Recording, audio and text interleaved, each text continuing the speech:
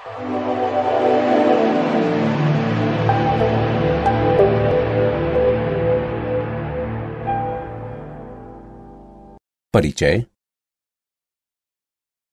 अरे अमित, तुम क्या कर रहे हो?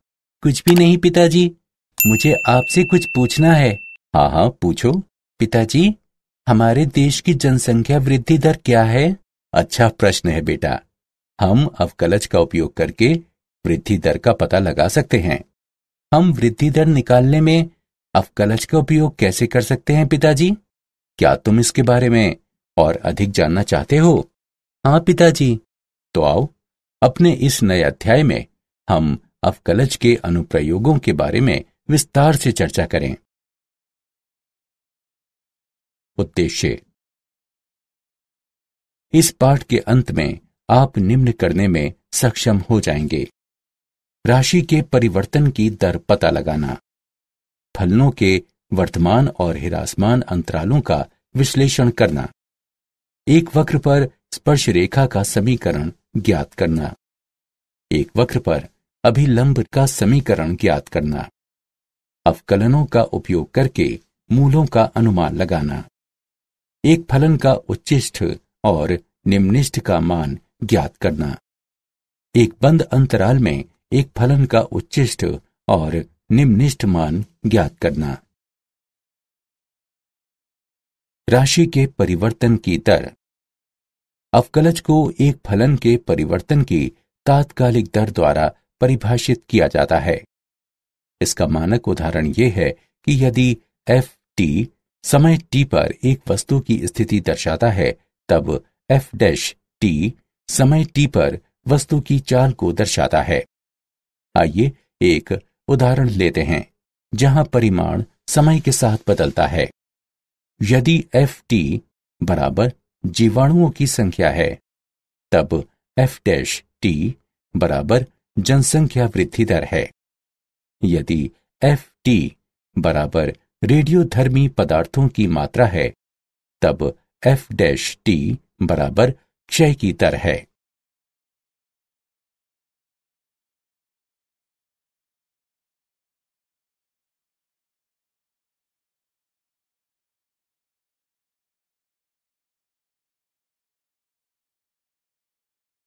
उदाहरण: धातु की एक वर्गाकार चादर की भुजा 3 सेंटीमीटर प्रति मिनट की दर से बढ़ रही है। यदि उसकी भुजा 10 सेंटीमीटर लंबी है, तब चादर का क्षेत्रफल किस दर से बढ़ेगा? हल: मान लीजिए कि समय t पर चादर की भुजा x है तथा a क्षेत्रफल है। तो ये दिया गया है कि dx बटा dt बराबर 3 सेंटीमीटर प्रति मिनट। इसे समीकरण 1 से चिन्हित करें तथा a बराबर x वर्ग को समीकरण 2 से चिन्हित करें। समीकरण 2 का t के सापेक्ष अवकलन करते हैं तो हमें प्राप्त होगा dA बटा dt बराबर 2x गुणा dx बटा dt। समीकरण 1 से dA बटा dt बराबर 6x। अब क्षेत्रफल के परिवर्तन की दर। यदि x बराबर 10 सेंटीमीटर है, तब x पर dA बटा dt बराबर 10 होगा, जो कि बराबर होगा 6 गुणा 10 अर्थात 60 वर्ग सेंटीमीटर प्रति मिनट के। वर्धमान और ह्रासमान फलन।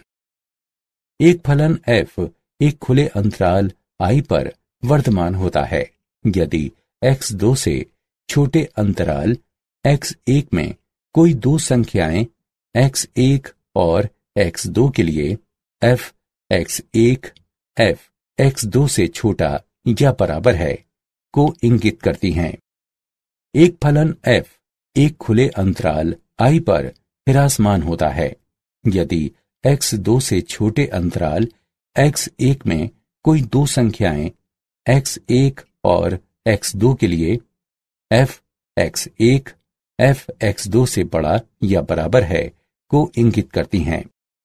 एक फलन f एक खुले अंतराल I पर निरंतर वर्धमान होता है यदि x2 से छोटे अंतराल x1 के साथ i के अंतर्गत प्रत्येक x1 x2 के लिए हमारे पास f x1 f x2 से छोटा है, जिसका अर्थ है x के बढ़ने से fx बढ़ेगा। एक फलन f एक खुले अंतराल i पर निरंतर ह्रासमान होता है।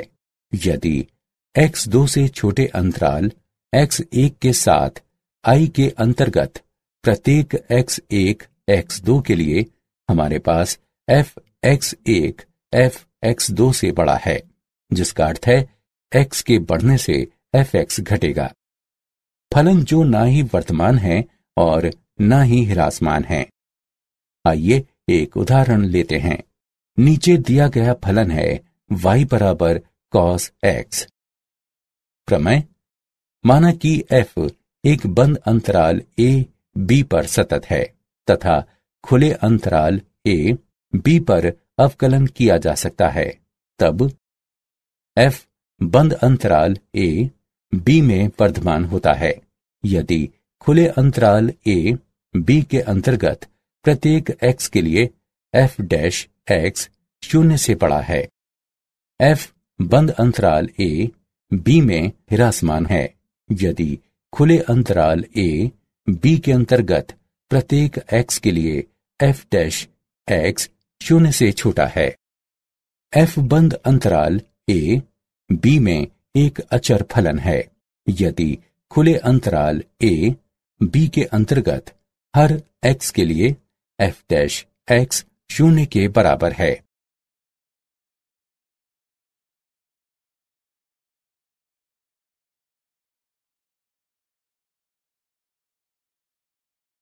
उदाहरण: a का मान ज्ञात कीजिए जिसके लिए f(x) बराबर x वर्ग घटा 2ax जमा 6 निरंतर वर्तमान हो जब x 0 से बड़ा है। हल: हमें ज्ञात है f(x) बराबर x वर्ग घटा 2ax जमा 6। f(x) का x के सापेक्ष अवकलन करते हैं। f डैश x बराबर 2x घटा 2a बराबर 2 गुणा x घटा a। f डैश x 0 से बड़ा है यदि 2 गुणा x घटा a 0 से बड़ा है अथवा यदि x a से बड़ा है। अतएव a 0 से बड़ा या बराबर है क्योंकि x 0 से बड़ा है। स्पर्श रेखा और अभिलंब।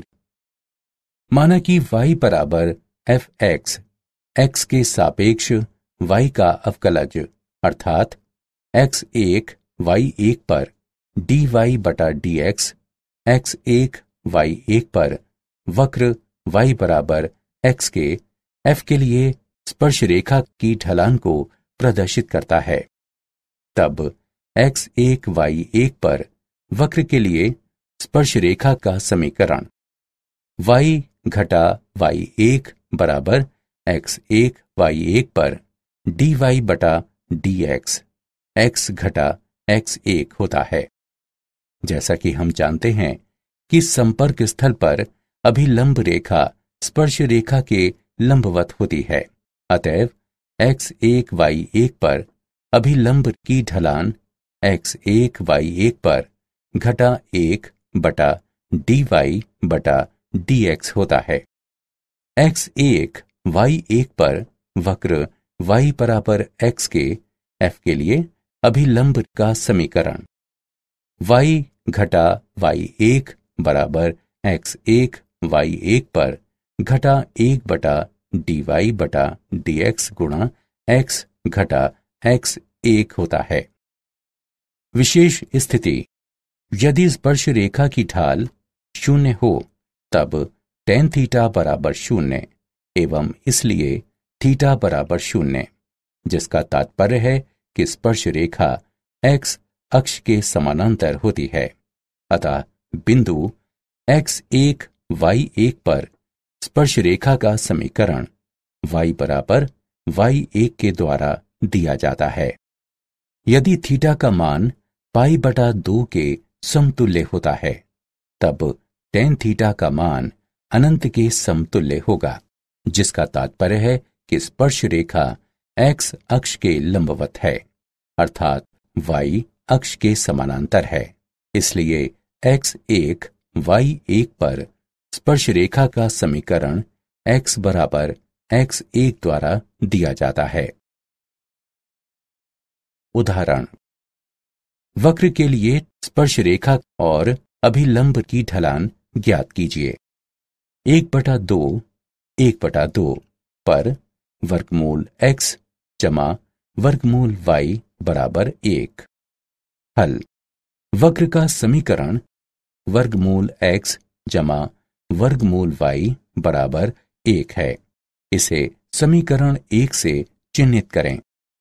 x के सापेक्ष समीकरण 1 का अवकलन करने पर हमें प्राप्त होता है 1/2 गुणा वर्गमूल x जमा 1/2 गुणा वर्गमूल y गुणा dy बटा dx बराबर 0, अथवा dy बटा dx बराबर घटा वर्गमूल y बटा x। अतएव 1/2 पर स्पर्श रेखा की ढाल घटा वर्गमूल 1/2 बटा 1/2 बराबर घटा 1 है, तथा 1/2 पर वक्र के लिए अभिलंब की ढाल घटा 1 बटा घटा 1 बराबर 1 है।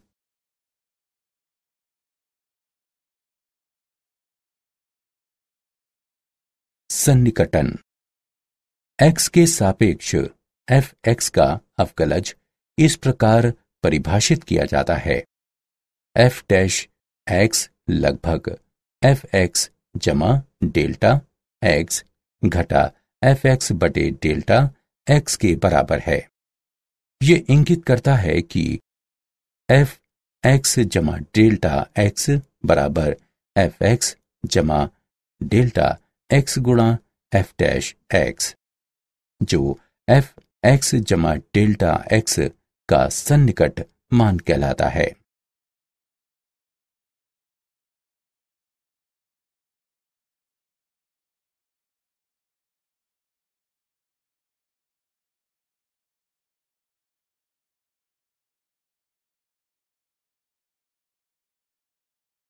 उदाहरण, अवकलन का उपयोग करते हुए 9996 के चतुर्थ मूल का सन्निकट मान ज्ञात कीजिए।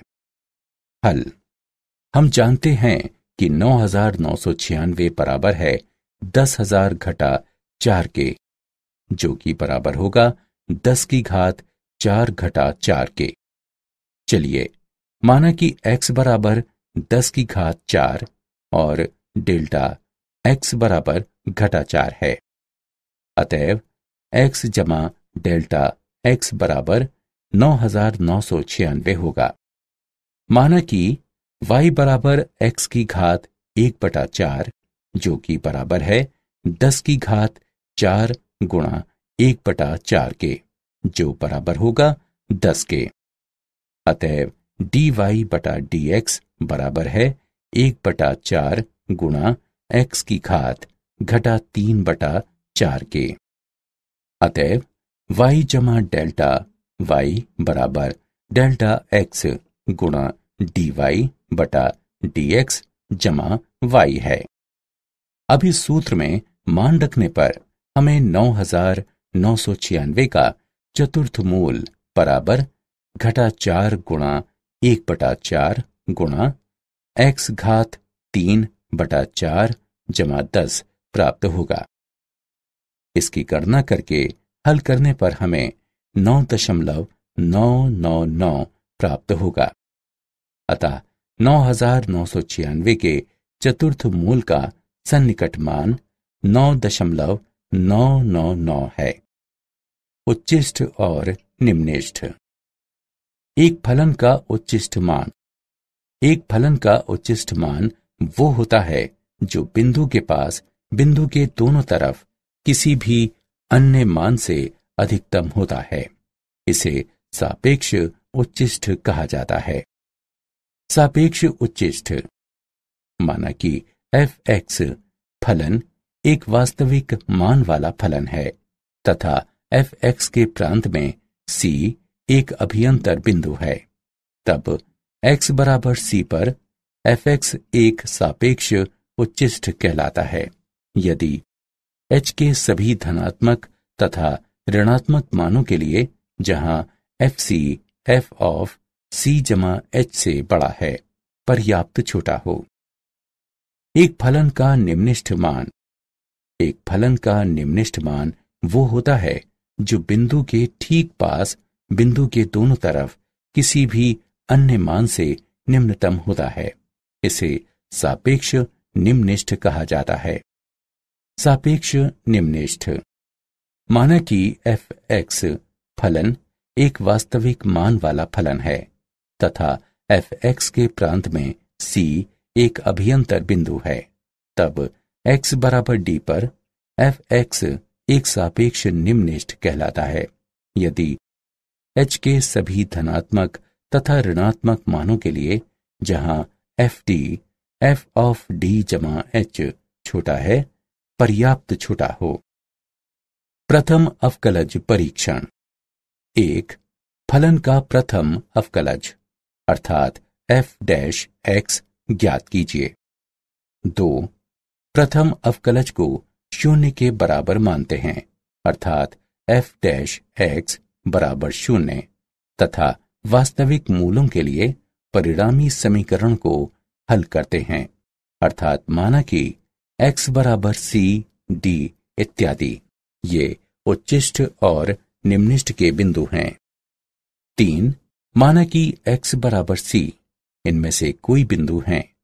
यदि f(x) की राशि धनात्मक से ऋणात्मक हो जाती है अर्थात x c के नजदीक से छोटा है के लिए f(x) 0 से बड़ा है तथा x c के नजदीक से बड़ा है के लिए f(x) 0 से छोटा है, तब x बराबर c सापेक्ष उच्चिष्ठ का एक बिंदु है। यदि f(x) की राशि ऋणात्मक से धनात्मक हो जाती है अर्थात x c के नजदीक से छोटा है के लिए f(x) 0 से छोटा है तथा x c के नजदीक से बड़ा है के लिए f(x) 0 से बड़ा है, तब x बराबर c सापेक्ष निम्निष्ठ का एक बिंदु है। 4. यदि f(x) की राशि नहीं बदलती है तब c न तो सापेक्ष उच्चिष्ठ का कोई बिंदु है और न ही सापेक्ष निम्निष्ठ का कोई बिंदु है। इस तरह का बिंदु नति परिवर्तन बिंदु कहलाता है।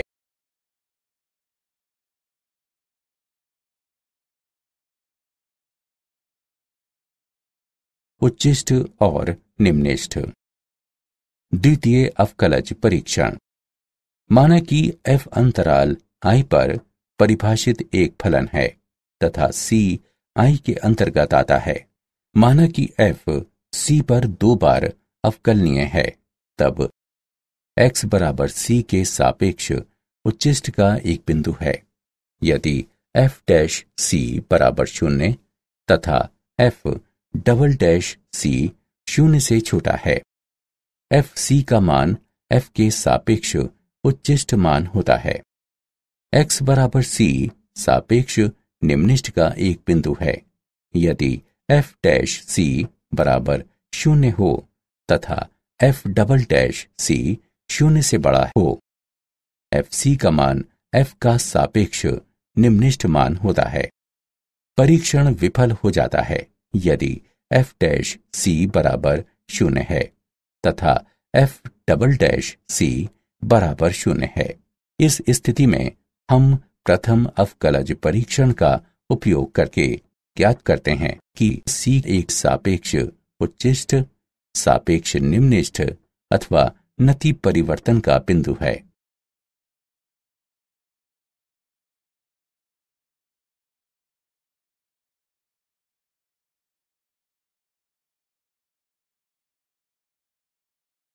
एक बंद अंतराल में फलन का उच्चिष्ट और निम्निष्ठ मान। फलन का उच्चिष्ट मान। यदि एक बंद अंतराल a, b पर फलन f(x) को परिभाषित किया जाता है, तब इस फलन को x बराबर c पर निरपेक्ष या व्यापक उच्चिष्ट वाला एक फलन कहा जाता है तथा c a b के अंतर्गत आता है यदि a b के अंतर्गत सभी x के लिए f(x) fc से छोटा या बराबर हो। फलन का निम्निष्ठ मान। यदि एक बंद अंतराल a, b पर एक फलन f(x) को परिभाषित किया जाता है, तब इस फलन को x बराबर d पर एक निम्निष्ठ वाला फलन कहा जाता है तथा d a b के अंतर्गत आता है यदि a b के अंतर्गत सभी x के लिए f(x) fd से बड़ा या बराबर हो। प्रमेय। माना कि f एक बंद अंतराल I बराबर a b पर एक सतत फलन है, तब f निरपेक्ष उच्चिष्ट मान होता है तथा f I में कम से कम एक बार इसे ग्रहण करता है। इसके अलावा f निरपेक्ष निम्निष्ठ मान होता है तथा f I में कम से कम एक बार इसे ग्रहण करता है। प्रमेय। माना कि f एक बंद अंतराल I पर एक अवकलज फलन है तथा माना कि c I का कोई आंतरिक बिंदु है, तब f' बराबर 0 होता है यदि f c पर अपना निरपेक्ष उच्चिष्ट मान प्राप्त करे। f' बराबर 0 होता है यदि f c पर अपना निरपेक्ष निम्निष्ठ मान प्राप्त करे। कार्य नियम। चरण 1। अंतराल में f के सभी महत्वपूर्ण बिंदु ज्ञात कीजिए, अर्थात बिंदु x ज्ञात कीजिए जहां या तो f' बराबर 0 है या f अवकलनीय नहीं है। चरण 2। अंतराल के अंत बिंदु लें। चरण 3। अंत बिंदु में f के मान का परिकलन कीजिए। चरण 4। परिकलन मानों में से f के उच्चिष्ट और निम्निष्ठ मान को पहचानें। ये उच्चिष्ट मान f का निरपेक्ष उच्चिष्ट मान होगा तथा निम्निष्ठ मान f का निरपेक्ष निम्निष्ठ मान होगा।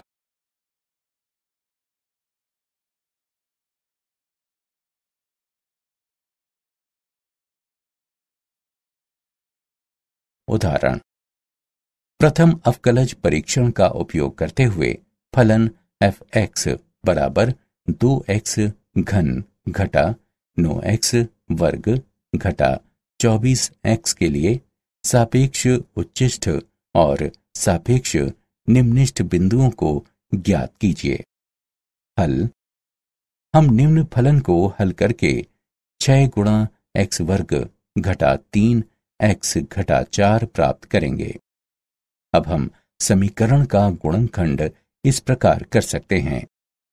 6 गुणा x घटा 4 गुणा x जमा 1। f' बराबर 0 ये इंगित करता है कि x बराबर 4 x बराबर घटा 1 है। अब जब x बराबर 4 है तब x 4 से छोटा है। ये इंगित करता है कि f' 0 से छोटा है। x 4 से बड़ा है। ये इंगित करता है कि f' 0 से बड़ा है। अतएव x बराबर 4 पर f(x) सापेक्ष निम्निष्ठ है। जब x बराबर घटा 1 है तब x घटा 1 से छोटा है। ये इंगित करता है कि f' 0 से बड़ा है। x घटा 1 से बड़ा है। ये इंगित करता है कि f' 0 से छोटा है। अतएव x बराबर घटा 1 पर f(x) सापेक्ष उच्चिष्ट है।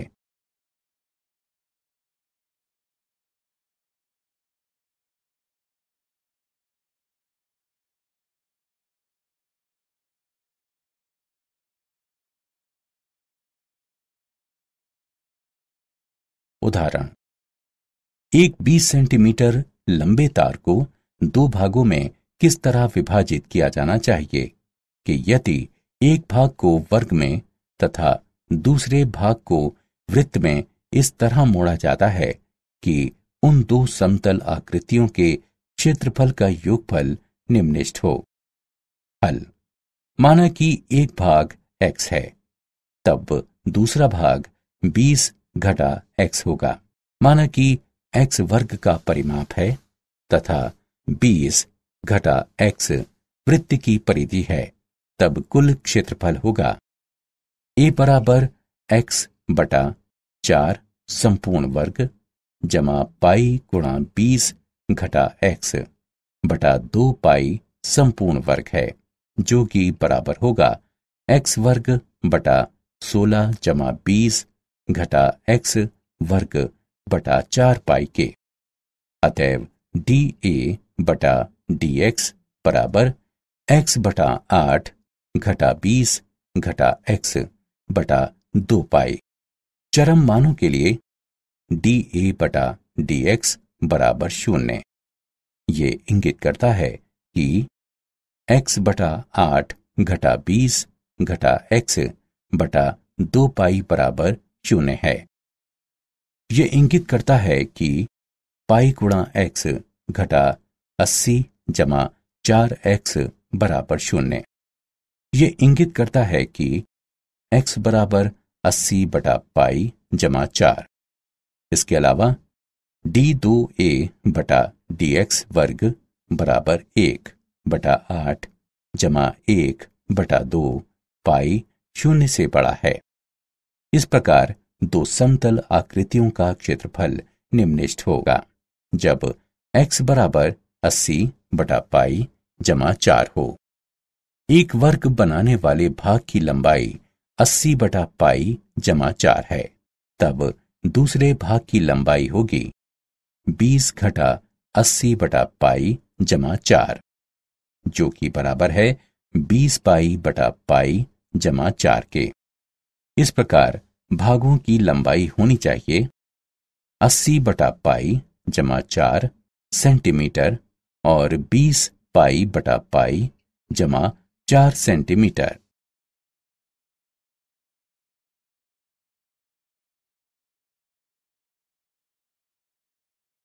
क्या आप जानते हैं, सर आइजैक न्यूटन ने अवकलज के विकास में बहुत बड़ा योगदान दिया है। गोटफ्रीड विल्हेम लेबनिज एक जर्मन दार्शनिक, गणितज्ञ और तर्कशास्त्री थे, जिन्होंने स्वावलंबन से कलन का विकास किया।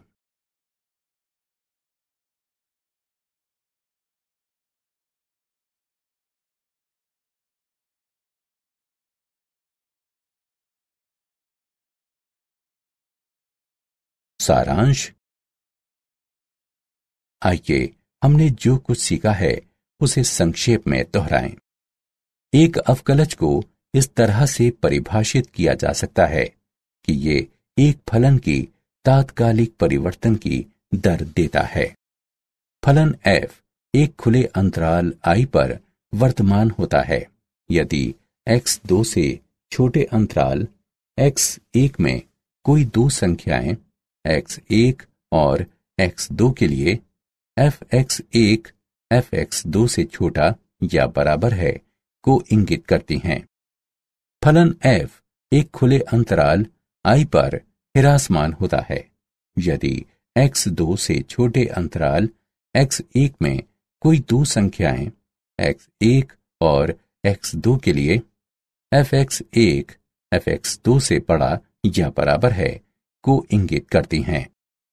खुले अंतराल I पर एक फलन f निरंतर वर्धमान होता है यदि x2 से छोटे अंतराल x1 के साथ I के अंतर्गत प्रत्येक x1 x2 के लिए हमारे पास fx1 fx2 से छोटा हो। इसका तात्पर्य यह है कि यदि x बढ़ता है तब fx बढ़ेगा। खुले अंतराल I पर एक फलन f निरंतर हिरासमान होता है यदि x2 से छोटे अंतराल x1 के साथ i के अंतर्गत प्रत्येक x1 x2 के लिए हमारे पास fx1 fx2 से बड़ा हो। इसका तात्पर्य यह है कि यदि x बढ़ता है तब fx घटेगा। बिंदु x1 y1 पर वक्र y बराबर fx के लिए स्पर्श रेखा का समीकरण है।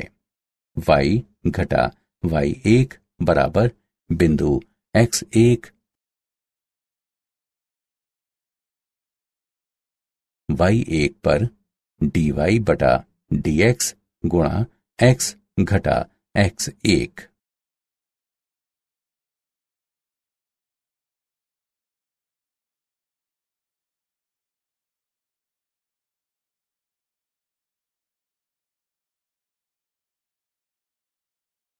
बिंदु x1 y1 पर वक्र y बराबर fx के लिए अभिलंब का समीकरण है।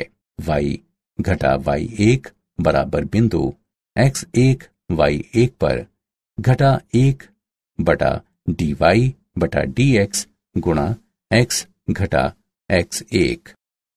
fx जमा डेल्टा x का निरपेक्ष मान है fx जमा डेल्टा x गुणा f डैश x। माना कि फलन fx वास्तविक मानों वाला फलन है तथा c fx के प्रांत में कोई आंतरिक बिंदु है, तब fx को x बराबर c पर एक सापेक्ष उच्चिष्ठ कहा जाता है। यदि h के सभी धनात्मक और ऋणात्मक मानों के लिए जहां fc जमा h से बड़ा हो पर्याप्त छोटा हो। माना कि फलन fx एक वास्तविक मानों वाला फलन है तथा c fx के प्रांत में कोई आंतरिक बिंदु है, तब x बराबर d पर fx को एक सापेक्ष निम्निष्ठ कहा जाता है। यदि h के सभी धनात्मक और ऋणात्मक मानों के लिए जहां fd जमा h से छोटा हो पर्याप्त छोटा हो।